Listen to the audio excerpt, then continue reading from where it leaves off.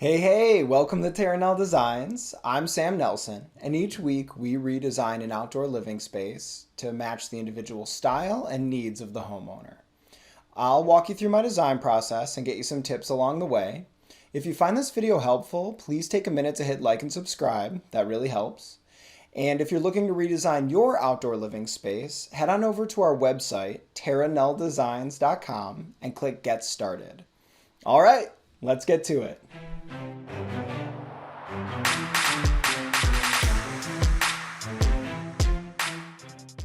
What's up? I hope everybody's been doing well. At the time of this recording, it is a polar vortex in Chicago. We're getting a lot of snow, it's super cold. So I'm especially excited to talk about summer and spending time outside and swimming pools. For today, I wanted to highlight a feature that I often do with my designs when I'm working with customers, and that is building a project out in phases. That way we have an overall final design in mind so that we're not just adding features kind of willy-nilly and having the project end up like a hodgepodge mess. But also, sometimes budget doesn't always allow to get your whole wish list done in one go. So this project in particular, they want an in-ground swimming pool, they want a fire pit area, and then eventually they want a pavilion that's going to have some storage attached to it. So let's take a look at the final design first, and then we'll walk through the phases.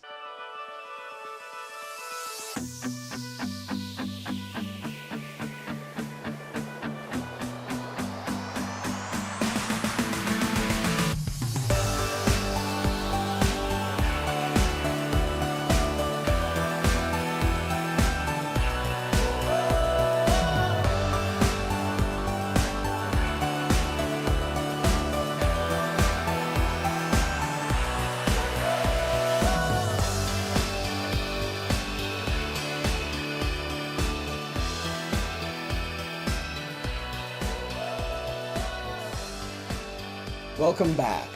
So for phase one of this project, that's going to be the in-ground swimming pool, the surrounding paver deck, and the fence that's going to be required by code. I really like to use pavers when we're building a project out in phases because pavers allow you to add to the project without it ever looking like a completely different surface. If you were to pour concrete around this pool and then add a section of concrete and then add another section of concrete, all three are never going to match. They're going to age differently. Even if they came from different trucks and were poured the same day, they might not match. With pavers, especially, I really like to use Unilock's Endura Color. Those bricks are designed to be fade resistant so that over the years, if you buy that same series, those colors are going to match. So if you're worried about the colors not matching exactly, you can use a different style of brick, but in the same color palette, and it looks awesome. Phase two for this project was the fire pit area. We have a gas burning fire pit surrounded by a seat wall.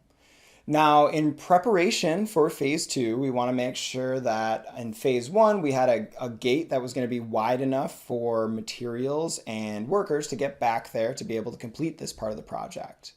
We also are going to stub up a gas line during the construction of the pool so that that's ready and waiting. We don't have to trench through the sod again.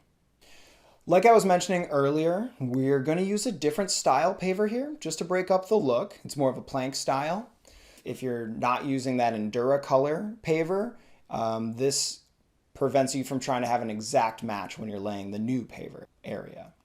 Phase three of the project is this outdoor pavilion. So we have this great big shade structure that's going to have storage in the back of it. That storage also doubles as a privacy wall from the neighbors. Now, because this pavilion is going to be offset, it's not going to be connected to the pool deck, so it's not going to be in the fenced-in area. We don't need to redo any fencing. The transition is going to be a deco stone path leading from the pool deck and surrounding the paver pavilion area. I really like this strategy when building out a dream backyard.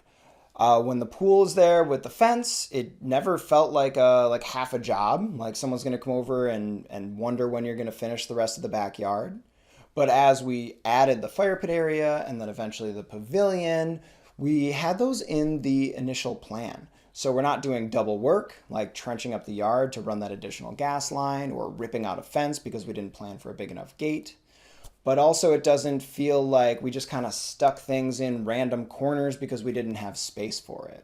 This is a great way to work towards your dream backyard without having to shell out the big bucks all up front.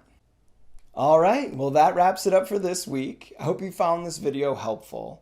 If so, please do me a favor and hit like and subscribe. That really helps spread the word. If you have any questions or requests on videos that you'd like to see, please let me know in the comments below. And of course, if you're looking to upgrade your backyard, head on over to our website, terraneldesigns.com, and click Get Started. Until next week, I'm Sam, and this is Terra Nel Designs.